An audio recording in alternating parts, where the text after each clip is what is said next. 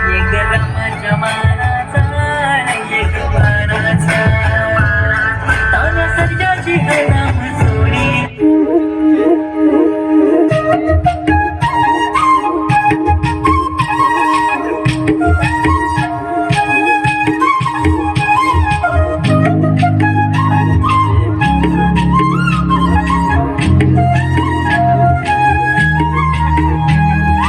काय सांगू राणी मला गाव सुटना कसं सांगू राणी मला गाव सुटना काय सांगू राणी मला गाव सुटना कसं सांगू राणी मला गाव सुटना बंद गया मंदी माझं मावना गंग तीनच्या कापडा मंदी दुनिया झाली कशी तंग जो तो हाय राणी आपल्या धुंदी मध्ये दंग मानसांनी मानसांचे सोडले करंग म्हाताऱ्याच्या धोतराची गाठ सुटना काय सांगू राणी मला गाव सुटना काय सांगू राणी मला गाव सुटना कसं सांगू राणी मला गाव सुटना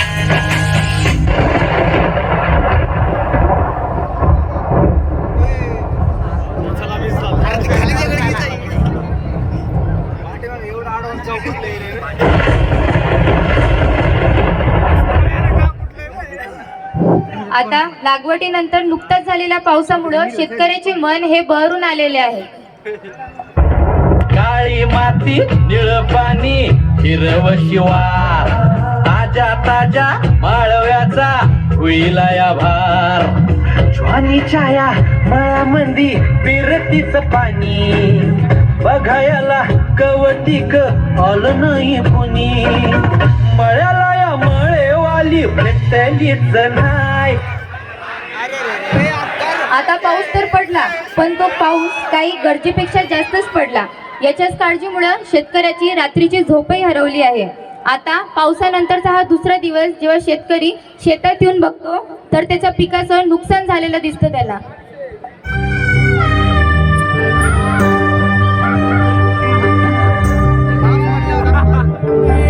देवा तू सांगना कुठं गेला हरवूनी लेकराची गान तुला उतार आता तरी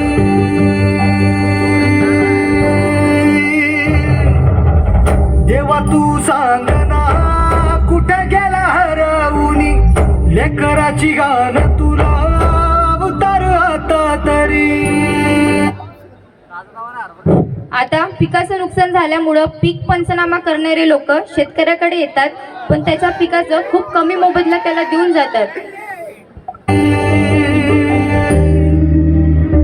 अंधारल्या दाही दिशा बेजारलं मन उर सळून निघाल बघ कर पाल मन आता तरी बघ देवा बऱ्यात मी उभारी तुझ्या दावण्याला माझं काय गुन्हा.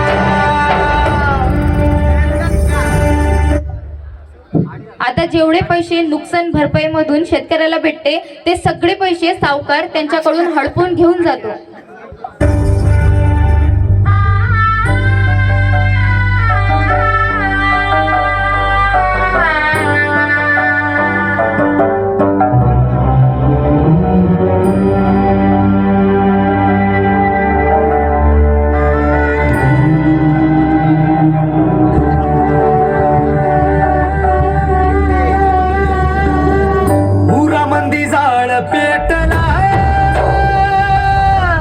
जन्माची राख झाली र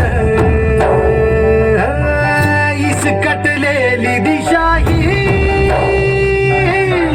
धुरामंदी वाट गेली र चिन धुळी वाणी झालं नेलं वाऱ्यानं उडून अवकाळी वादळात जीव लपेटून गेलं आता तरी बघ देवा बऱ्यात मी उभारी तुझ्या दावण्याला माझा काय गुन्हा. एवढं सहन करून सुद्धा शेतकरी परत दुप्पट हिमतीने एकदा शेती करायला लागतो.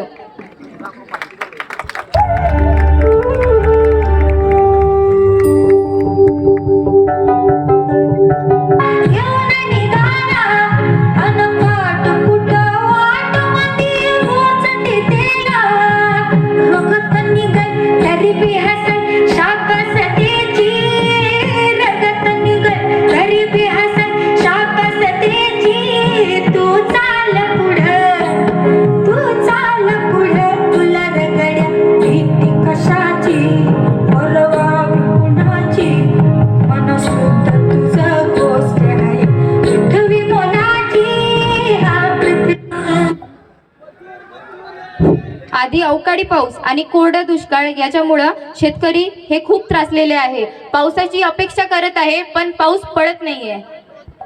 नको पांडुरंगा मला सोन्या चांदीचं दान रे, फक्त भिजव देवा ते तहानलेलं रान रे. कमरेवरचा हात सोडून आभाळाला लाव तू, ढगांना थोडं हलवून भिजव माझं गाव तू. मोह नको. आता शेतकऱ्याकडे घर भागवायला सुद्धा पैसे राहिलेत नाही. अशा वेळी शेतकरी सावकाराकडे कर्ज मागायला जातो.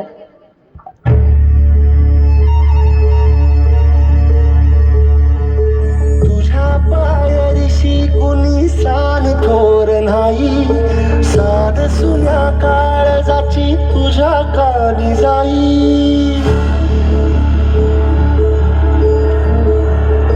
हे तरी देवा शरण यो भोग कशा पायी, हरवली वाट दिशा अंधारल्या धाई. वाळूनी उधळतो जीव माय बापा, मन वायुरी पेटला खेळ मांडला. एवढी हिंमत दाखवून सुद्धा शेतकरी सावकाराची पैशाची परतफेड करू शकत नाही. तेव्हा सावकार आपले पैसे परत घेण्यासाठी शेतकऱ्याच्या घरात हमला करतो.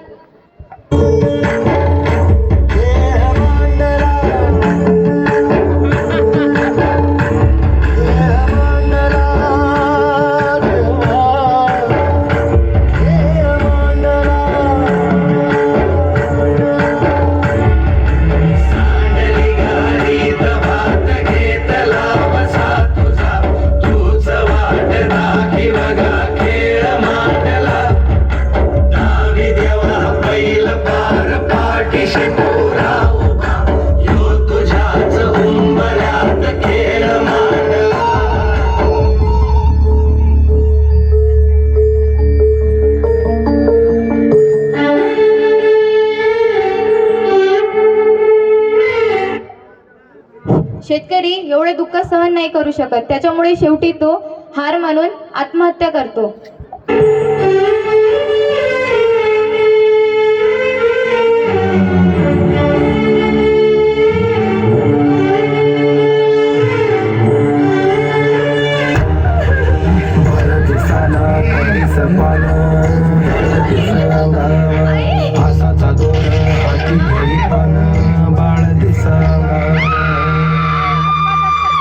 ज्या दिवशी महाराष्ट्रात एक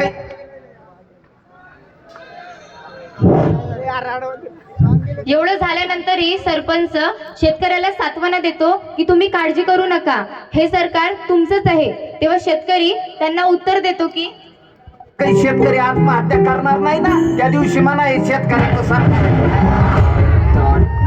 शेतकऱ्याने काय फक्त पेरायचं न उगवायचं एवढंच जगणं आहे त्याचं. त्याच्या घरी कोणी आजारी पडत नाही, त्याला पोरी उजवायच्या नसतात.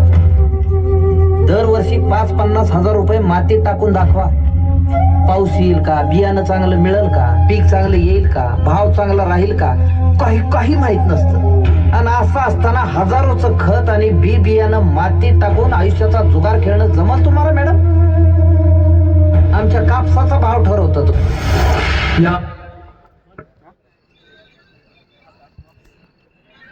आपल्या गावात बघ बाळा कशी आत्महत्या वाढत आहे.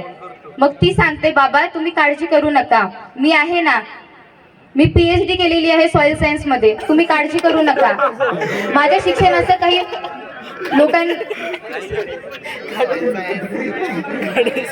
आपण माती प्रशिक्षण करूयात आणि बघूयात आपल्या मातीमध्ये काय कमतरता आहे ज्याच्यामुळे आपल्या गावात पीक येत नाही.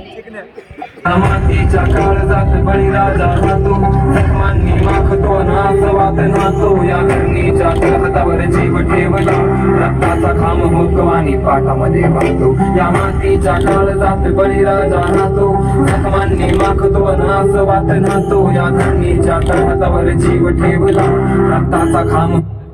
आता हे सगळे माती प्रशिक्षण करतात आणि त्यात त्यांना आढळते की त्यांच्या मातीनुसार त्यांना जे पीक लागतं ते पीक न घेता ते दुसरंच पीक घ्यायचं, त्याच्यामुळे त्यांचं उत्पन्न वाढत नव्हतं. होतो आणि पाटामध्ये वाहतो. या तातेवरच्या भेगामच्या कष्टाचा पुरावा, तरी व्यापाऱ्याच्या तालावर आम्ही नाच का करावा. या यातनांचा टाहो कुणी कसं ऐकना, जगाचं पोट भरणाऱ्याचा गळा का धरावा. आम्ही शेतीत बियाणं नाही जीव पेरतो, त्या जीवाचा का किरकोळ मग भाव ठरतो. आमच्या कष्टाची किंमत का शून्य करता राव, इथं जगण्यासाठी आम्ही रोज रोज मरतो. तवा जत्रेमध्ये पोरग करतं खेळणं घ्यायचं हट्ट, तवा खिशात हात घालून नुसते डोळे करतो घट्ट. रिकामा गळा बायकोचा काळ झाला बिल पाडतो, भरून आत दिसतो अंधकार काळा कुलट. याच्यावरून काय कळतं मित्रांनो तुम्हाला, की आजच्या शेतकऱ्याला शिक्षणाची किती आवश्यकता आहे. आज जरी एवढी प्रगती झाली असेल तरी गावातला शेतकरी आज जिथल्या तिथे आहे. याचं कारण काय आहे हे तुम्हाला आणि आम्हाला सगळ्यांनाच माहिती आहे. आज गरीब आणि श्रीमंत अजून श्रीमंत होत चाललेला आहे.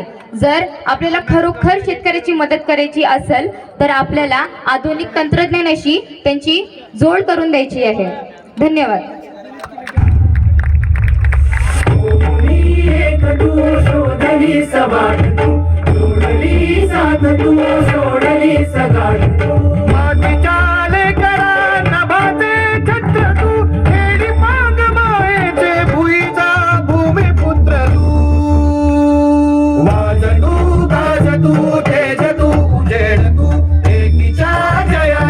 कहाणी एक तू वंदिते तुलाही धरा, जाणता बळी राज तू भावा गजर तुझ्या नामचा.